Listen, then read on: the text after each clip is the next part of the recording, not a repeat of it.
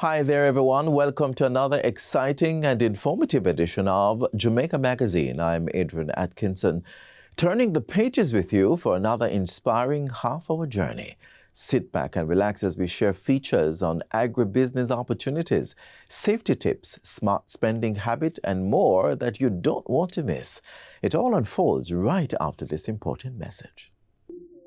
Are you interested in buying land or property? Here are the steps you should follow. Step 1. Find out who is legally authorized to sell the property. Step 2. Ensure all property tax payments are up to date. Step 3. Consult an attorney at law who will guide you through the process and protect your interests. You can also use eLand Jamaica to check on matters pertaining to your property purchase. For more information, contact the National Land Agency at 876-750-5263 or 876-946-5263. Email asknla@nla.gov.jm or message us on WhatsApp at 876-418-5089. The National Land Agency. One agency, one goal to serve you better.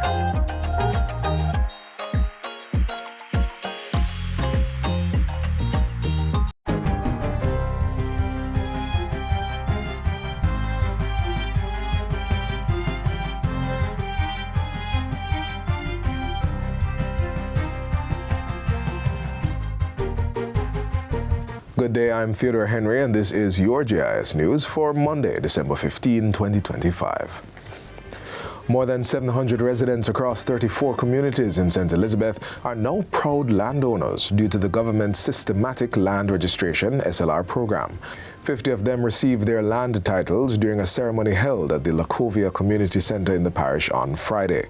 Prime Minister Dr. Andrew Holness, who was on hand for the presentation, stressed that the titles are instruments of economic empowerment. For many, this title is the first piece of paper in generations that definitively states, this land is yours. A fio land, you own it. It formalizes the sacrifices made by parents and grandparents.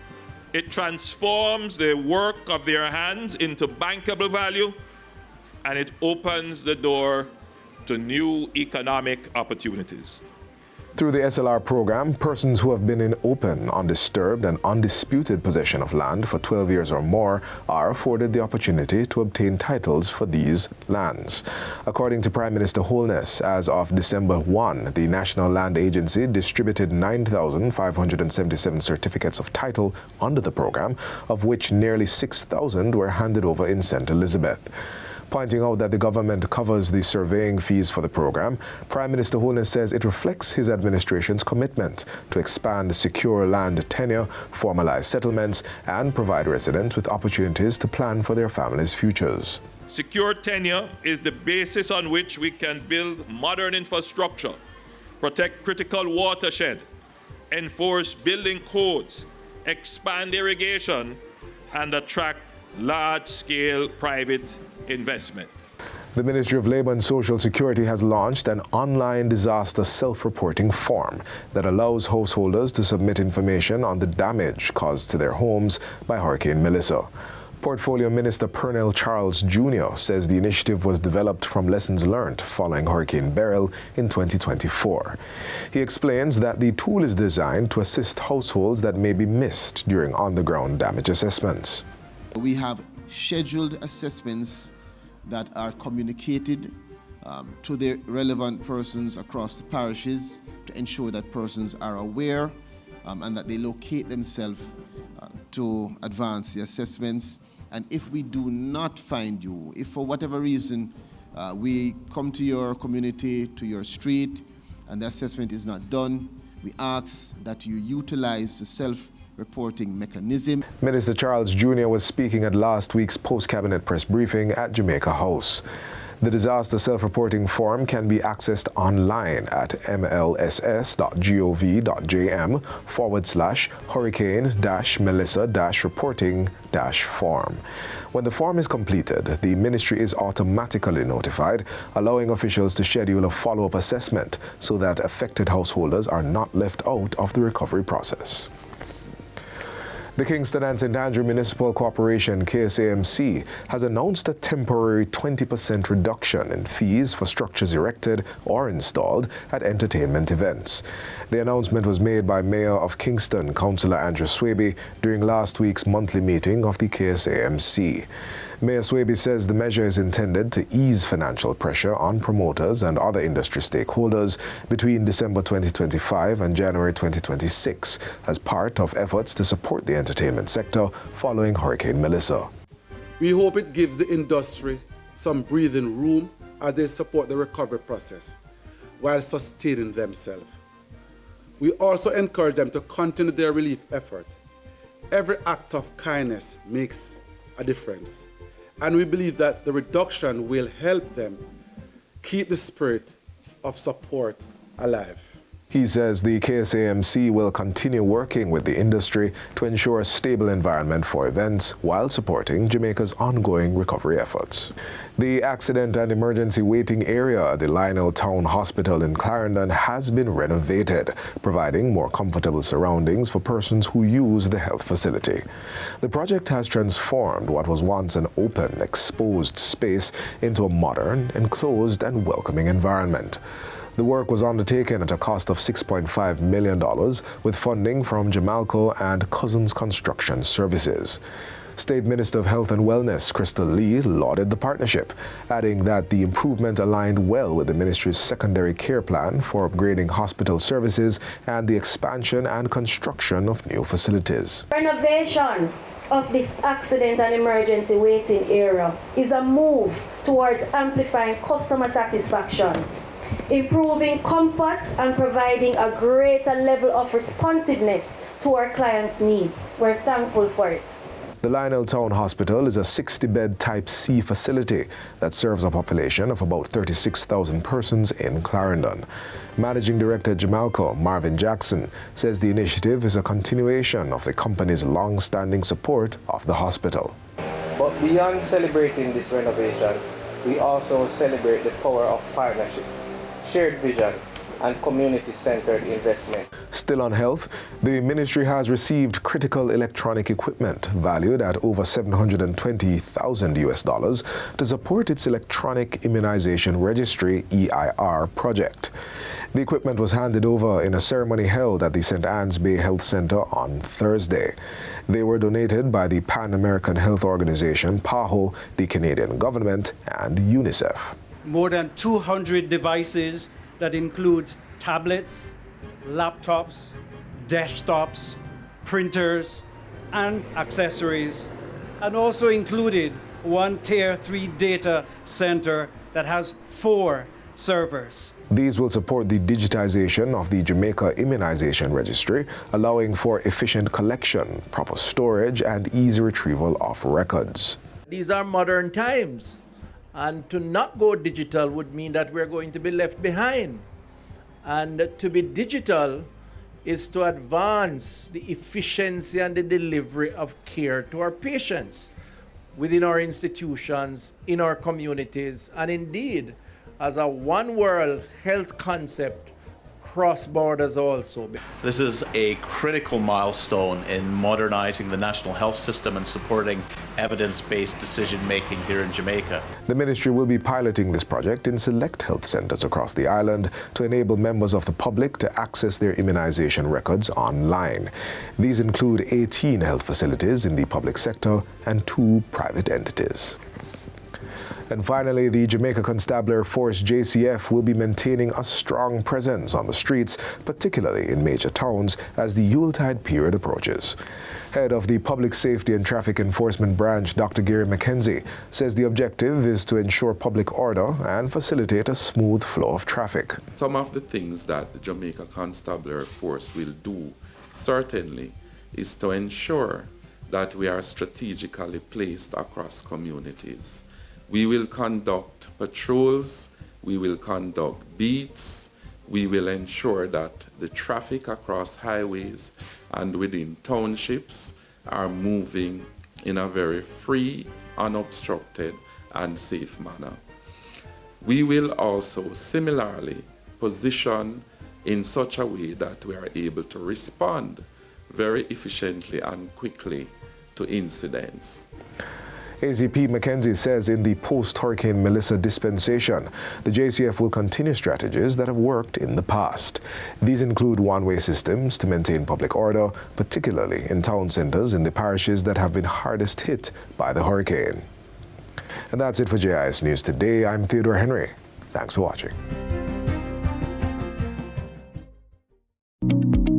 The Statistical Institute of Jamaica Statin will be conducting the 2025 Jamaica Survey of Living Conditions JSLC starting August 2025. For over 30 years, PIOJ analysis of JSLC data has helped to shape national policy, including on education, healthcare, and social support. When the JSLC team visits your home, participate. Your voice helps guide real solutions. For more information, visit statinja.gov.jm or WhatsApp Statin at 876-569-1083. Food security is important for Jamaica's economic development, and we are turning the pages now for a look at opportunities for youth in agriculture, driving tech adoption and revitalization of aging agribusiness entrepreneurs. So, pay attention if you are young and ready to farm.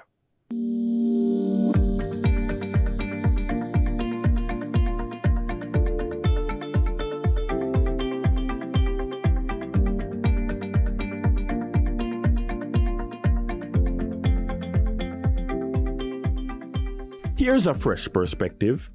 Agriculture is no longer just about growing food. It's about transformation. It's about empowering young people, building communities, and driving economic change.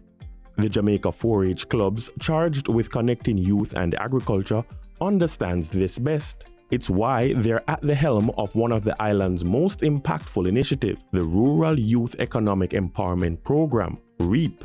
The Rural Youth Economic Empowerment Program, REAP, is the flagship program implemented by the Jamaica 4-H clubs, which is geared towards increasing the interest of youth in agriculture in Jamaica.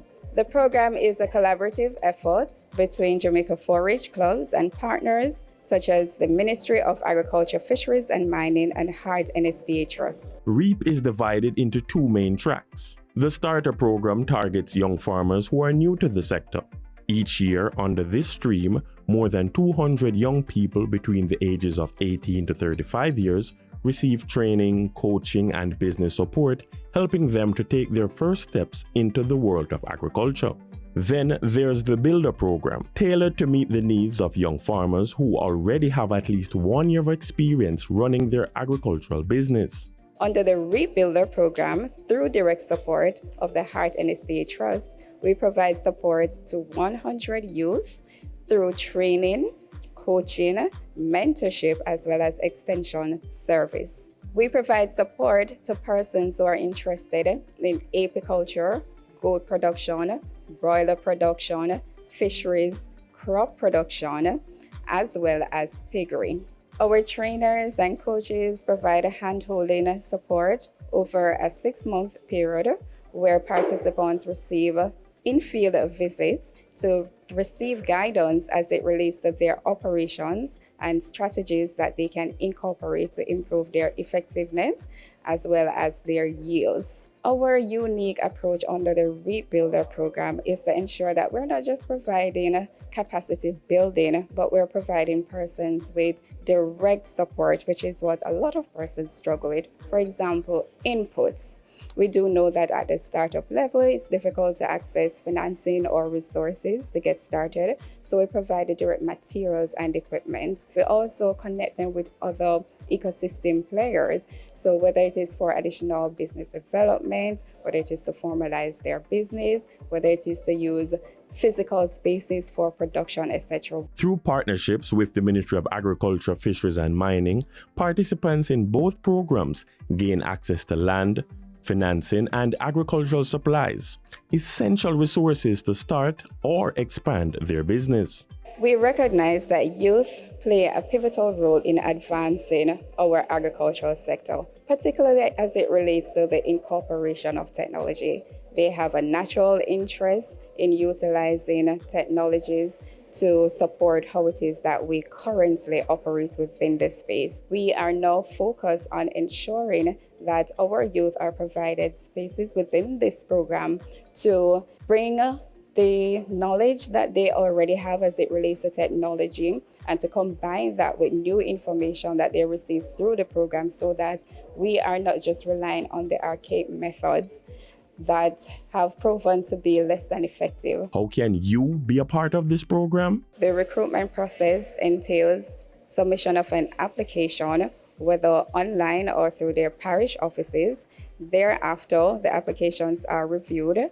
Shortlisted applicants are invited for an interview at their parish office, where a panel of judges will review their application to determine their suitability for the program. Once we have completed that process, persons are invited to participate in the training. We try to ensure that no one is left behind. REAP is open to youth across all parishes, and with hundreds already trained, Jamaica is well on its way to cultivating a new generation of informed farmers and agripreneurs.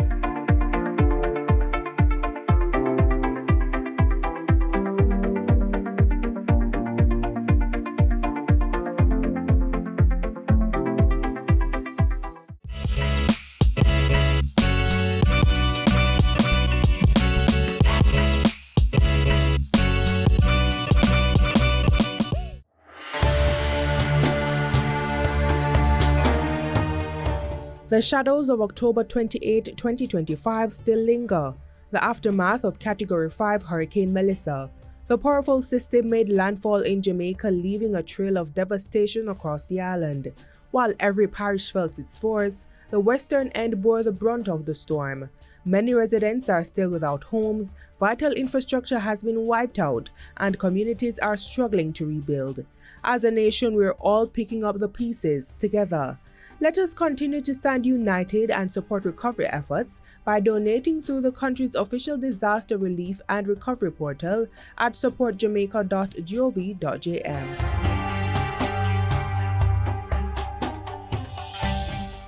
Knowing where to keep your keys and being able to quickly identify them to lock or unlock doors is an important safety matter, especially in cases where there is a risk of danger or emergency. Our next feature gives you insights for managing your keys.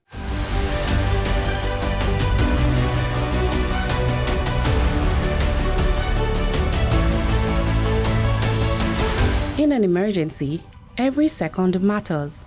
Whether it's rushing out the door during a fire, trying to unlock a door to help someone in need, or even just get into your car, key rings can become more of a hindrance than a help. It's easy to accumulate keychains, gadgets, and trinkets over time, but when you're under pressure, fumbling for the right key can waste precious time. So the Jamaica Fire Brigade is imploring persons to reduce key clutter for quicker, more efficient access, especially in the event of a fire. There's one very, very grim incident I can recall where we got to a scene and a lady was dead on her veranda grasping a bunch of keys. She just could not get out.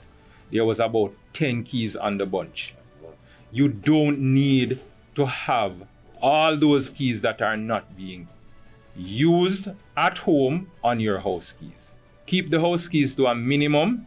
Once you get there to that lock, you don't have to be going through 10 or more keys and figuring out which is which. Keep it to a minimum. You can keep them to a minimum by removing unnecessary items like keychains, tags, or mementos that can slow you down. Label your keys. A quick identifier like color-coded keychains or simple tags can make all the difference, especially when you're in a rush. Try to use the padlocks that use one key open two padlocks. And what I do, I keep my external keys by themselves. The internal keys are on a key rack inside my house. So I only keep the keys to the enter my house on a particular key ring. And what I do is I use one keys for 2 padlock for the front grill, and I try to use a different grill for the side entrance, 1 key for 2 padlocks. So I can identify the key easily. You don't want to be shuffling through your keys in an emergency. These are called key-alike padlocks, also known as same key or suited padlocks. They come in various designs and sizes, from basic models for light-duty use to heavy-duty options for more robust security needs. They are commonly available in both keyed and combination lock versions. So you can get 2, 3, 4, I think maybe up to 4 padlocks that use the same key. And I know some persons are going to say, what if the key get lost? You have multiple keys. Yes. So what you do is that responsible adult members of the household should have these keys. So in the event that you lose yours, then you can have another one and you can go cut a key off that one. Remember, when it comes to keys, less really is more.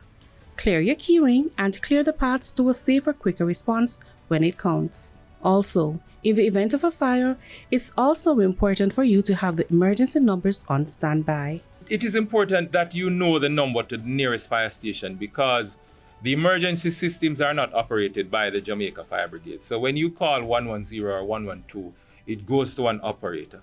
That operator will then have to route your call to the nearest fire station. When you call the operator, whether you call the nearest fire station or 110, provide the information that you're asked for. It makes it so much easier for us to know exactly where that fire is.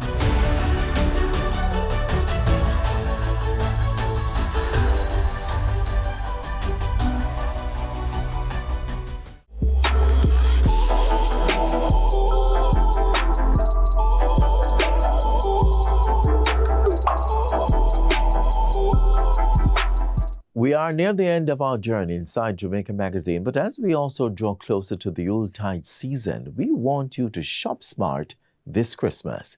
In these few remaining minutes, we'll be sharing tips to help you spend wisely for the festive season.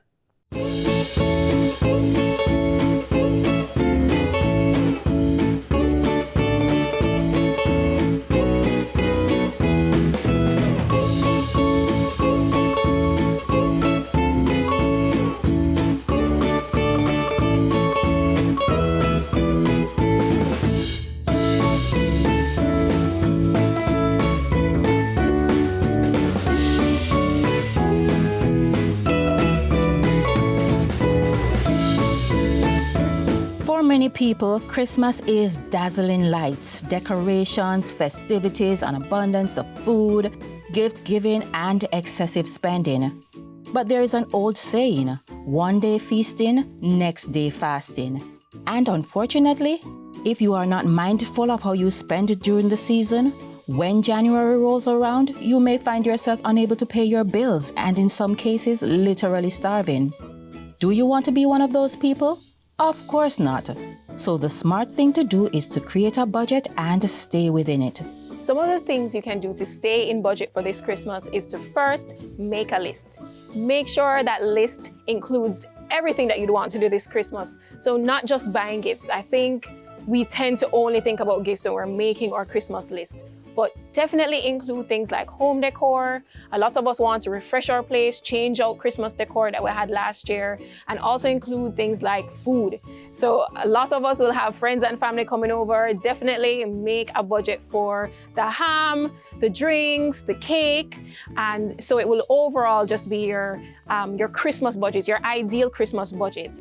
It's extremely important to stay in budget this season. You don't want 2022 to catch you deeper in debt, and then create just that financial and emotional stress that comes with being in a position where you can't afford certain things because you have to be clearing off the credit card debt from Christmas. So it also just generates to your emotional well-being of the importance of really sticking within budget and making sure that you're making room for things like savings, major goals that you have next year that you may have had to put off because you overspent for Christmas.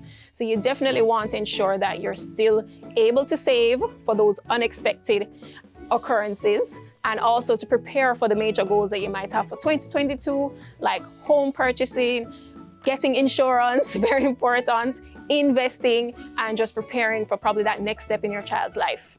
And for those people who tell themselves that tomorrow is not promised, so they're living for now? Tomorrow is going to come.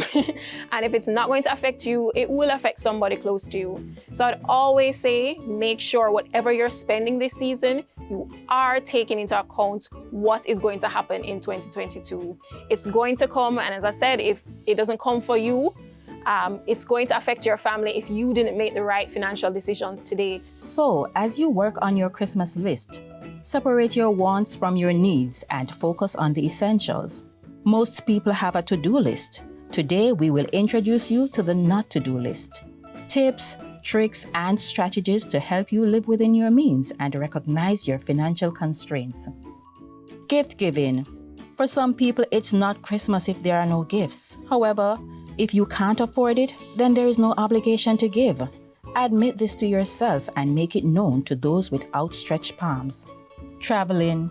That trip that you did not save for can always wait. Yes, the lockdown measures have relaxed a bit, but that's no reason to spend money that you don't really have. Plan a staycation, it's cheaper. Keeping up with the Joneses. This phrase is not new by any means, nevertheless, it needs to be said. Keeping up with people on social media, especially in the age that we're living now, you want to do so much, and sometimes it's just beyond your income and your capacity to do so. So I would say definitely stay in your lane, focus on your income, what you want your Christmas to look like, and don't compare it with anyone else's.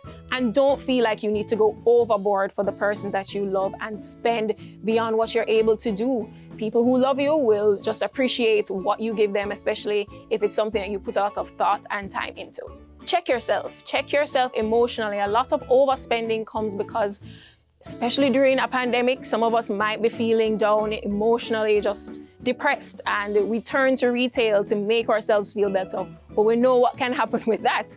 It just now creates this cycle because you now feel depressed because of the debt that you're in. So I would say definitely check yourself. Make sure that you're not spending from an emotional standpoint and that you're not spending because of impulse. So as I said, make that list and check it twice and check yourself as well.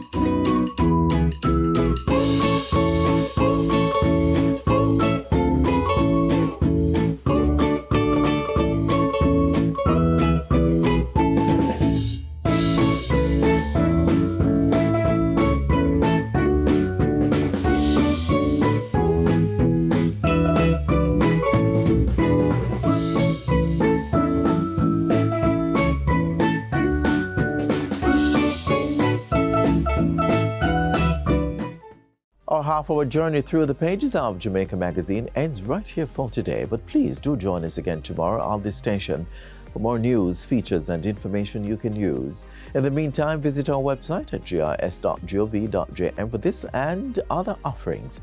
On behalf of the entire production team, I'm Adrian Atkinson. Until next time, take care and lend a helping hand where you can in this time of need.